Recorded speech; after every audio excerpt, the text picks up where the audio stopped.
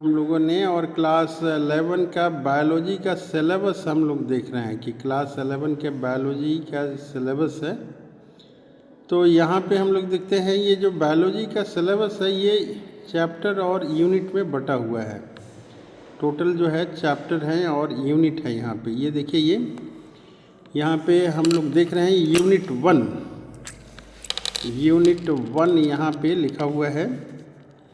तो इसको हम लोग मार्कर को यहाँ करते हैं। तो ये यूनिट 1 है यहाँ पे, और यूनिट 1, इस यूनिट 1 में बहुत सारे चैप्टर्स हैं। तो हम लोग देखते हैं ये यूनिट 1 का जो नाम है diversity in the living world है। ये diversity in the living world unit 1 का जो नाम है वो नाम है diversity in the living world. ये नाम है, ये यूनिट 1 है, ये यूनिट 1 है, यहाँ पे लिखा हुआ है ये यूनिट 1। तो इस यूनिट 1 में हम लोग देखते हैं कि चैप्टर्स हैं, बहुत सारे चैप्टर्स हैं। क्या क्या चैप्टर्स हैं? तो यहाँ चैप्टर्स में नंबर 1 चैप्टर है, 2 चैप्टर है, 3 चैप्टर है और 4 चैप्टर है। तो ये पूरे क्लास 11, ये जो क्लास 11 की बायोलॉजी की जो सिलेबस है, इसमें टोटल यूनिट्स की संख्या अगर हम लोग देखें तो इसमें जो है करीब करीब 5 यूनिट्स हैं, 5 यूनिट। और टोटल चैप्टर की बातचीत करें हम लोग, चैप्टर कितनी है? तो चैप्टर है इसमें करीब 22 चैप्टर हैं। अगर हम लोगों ने इसके चैप्टर्स को देख लिया, यूनिट्स को देख लिया, अगर यूनिट के बारे में हम लोगों ने यूनिट का नाम याद कर लिया तो समझ जाइए कि आपने 5% टोटल सिलेबस ख़त्म कर दिया। और चैप्टर का नाम अगर आपने याद कर दिया तो समझिए कि ये 22% आपने काम जो है ये आसान कर दिया पूरे सिलेबस का। अगर आपने याद कर दिया तो ऐसे तो ये होता है 27%, लेकिन दोनों एक साथ याद होने का मतलब है कि आप पूरे 50% सिलेबस पे कमांड आपने कर दिया। तो हम लोग देखते हैं, पहले वीडियो में हम लोग केवल सिलेबस देखते हैं कि क्या क्या सिलेबस हैं, यूनिट्स का नाम क्या है, और जो है यूनिट के नाम के अलावा जो है हम लोग देखते हैं कि चैप्टर क्या क्या हैं।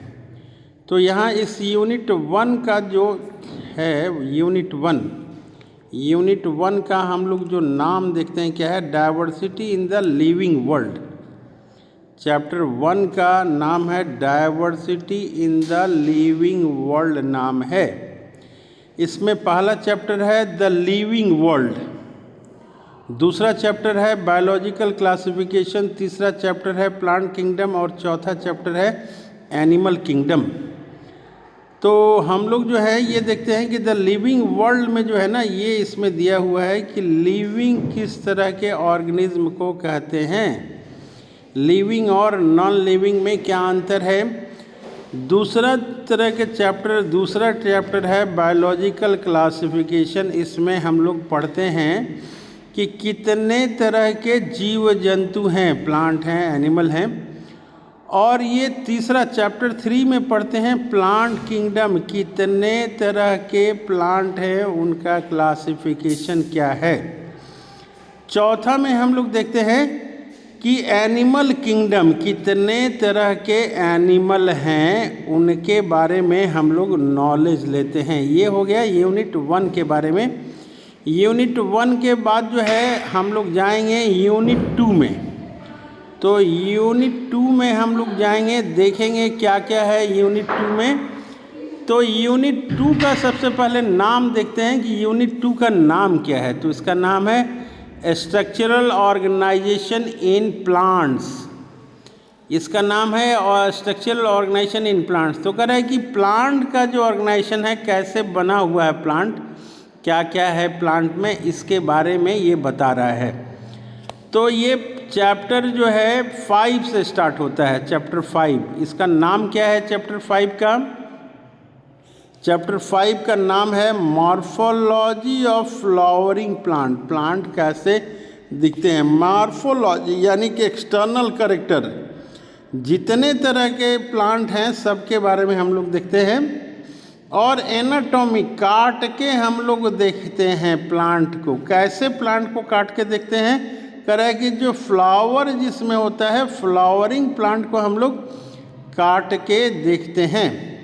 फिर अब जो है 7वां चैप्टर इसमें आ रहा है, कह रहा है कि ये जो है structural organisation in animal, animal के बारे में ये बता रहा है 7वां chapter. Structural organisation in animal, animal का जो है ऑर्गेनाइजेशन कैसे है, इसके बारे में हम लोग 7वां चैप्टर में पढ़ते हैं।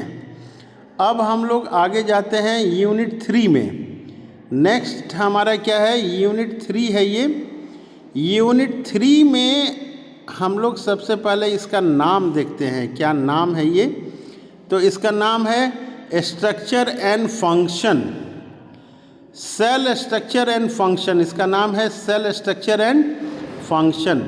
इसमें क्या क्या चैप्टर है? चैप्टर नंबर 8 है। 8 का क्या नाम है? 8 का नाम है cell, the unit of life. Cell के बारे में पढ़ते हैं। ये बायोमॉलिक्यूल्स, ये जो सेल जिससे बने होते हैं उसको बायोमॉलिक्यूल्स कहते हैं, इसके बारे में पढ़ते हैं। 10 नंबर में सेल साइकिल पढ़ते हैं हम लोग। और सेल डिवीज़न क्या होता है, एक सेल 2 सेल में कैसे बढ़ता है, इसके बारे में हम लोग पढ़ते हैं। तो सेल के बारे में डिफरेंट जानकारी हम लोग प्राप्त करते हैं। इसके बाद जो आता है यूनिट 4, ये यूनिट 4 आता है। तो ये हम लोग थोड़ा सा इसको छोटा करने की कोशिश करते हैं। ये छोटा हो गया थोड़ा सा ये। तो यूनिट 4 में हम लोग देखते हैं कि ये प्लांट फिजियोलॉजी, प्लांट कैसे खाते पीते हैं, ये प्लांट की जो एक्टिविटीज़ होती है उसको हम लोग देखते हैं। इसको बोलते हैं प्लांट फिजियोलॉजी। तो प्लांट फिजियोलॉजी में जो पहला चैप्टर है ये चैप्टर नंबर 11 है। कह रहा है कि ट्रांसपोर्ट इन प्लांट, प्लांट कैसे पानी लेता है, कैसे भोजन पूरे शरीर में जाता है, उसके बारे में है ये ट्रांसपोर्ट इन प्लांट। चैप्टर 12 जो है ये बता रहा है कि मिनरल न्यूट्रिशन, जो आवश्यक मिनरल है पौधे कैसे ज़मीन से लेते हैं, इसके बारे में हम लोग पढ़ते हैं। चैप्टर 13 है, ये बता रहा है कि फोटोसिंथेसिस के बारे में बता रहा है। फोटोसिंथेसिस, कि फोटोसिंथेसिस जो है ये कैसे होता है। फोटोसिंथेसिस इन हायर प्लांट्स, जो बड़े प्लांट हैं उनके बारे में बता रहा है कि फोटोसिंथेसिस इन हायर प्लांट, भोजन कैसे खाना बनाते हैं हायर प्लांट्स, उसके बारे में हम लोग पढ़ेंगे। फिर कह रहा है कि रिस्पिरेशन इन प्लांट्स, जो पौधे खाना पीना बनाते हैं उससे एनर्जी कैसे लेते हैं, रिस्पिरेशन इन प्लांट। तो हम लोग रिस्पिरेशन प्लांट में कैसे होता है, रिस्पिरेशन इन प्लांट्स, एनर्जी से। रिस्पिरेशन का मतलब यहाँ पे है जैसे हम लोग सांस लेते हैं छोड़ते हैं, वैसा रिस्पिरेशन की बात नहीं कर रहा है। रिस्पिरेशन का मतलब ये है कि जो खाद्य पदार्थ हैं, जो न्यूट्रिएंट हैं प्लांट के भीतर, उनका ऑक्सीडेशन कैसे होता है और एनर्जी कैसे रिलीज होता है। तो ये रिस्पिरेशन इन प्लांट्स, इस चीज़ के बारे में हम लोग पढ़ेंगे। और चैप्टर नंबर 15 है। 15 क्या है? ग्रोथ एंड डेवलपमेंट, प्लांट में कैसे ग्रोथ होता है, प्लांट में कैसे ग्रोथ होता है, ग्रोथ के लिए क्या फैक्टर है, क्या क्या हार्मोन्स हैं इसमें, इसके बारे में हम लोग पढ़ेंगे। अब आता है, देखिए टोटल जो है 5 यूनिट है इसमें और 22 चैप्टर है। तो अब हम लोग जो है ये 5वां में पहुंच चुके हैं। ये है प्लांट फिजियोलॉजी। इसका नाम क्या है? इसका नाम है ह्यूमन फिजियोलॉजी। ह्यूमन फिजियोलॉजी, इसमें चैप्टर है आपका 16 चैप्टर। 16 चैप्टर का क्या नाम है?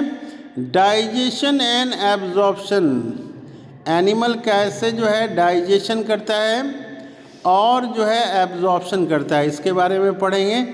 17 में पढ़ेंगे ब्रीथिंग, सांस लेना और एक्सचेंज ऑफ गैसेस, लंग में कैसे गैसेस जाती हैं उसके बारे में पढ़ेंगे। और 18 चैप्टर है बॉडी फ्लूइड्स, हमारे शरीर में क्या क्या फ्लूइड्स है, जो ब्लड है उसका सर्कुलेशन कैसे होता है, लिम्फ का सर्कुलेशन कैसे होता है। और 19 में हम लोग पढ़ेंगे एक्सक्रीटरी प्रोडक्ट्स, जो हमारे शरीर में वेस्ट प्रोडक्ट है, एंड देयर एलिमिनेशन, कैसे बाहर निकलता है। और 20 में पढ़ेंगे हम लोग, 20 में लोकोमोशन एंड मूवमेंट्स, कैसे हमारे शरीर में लोकोमोशन एंड मूवमेंट होता है।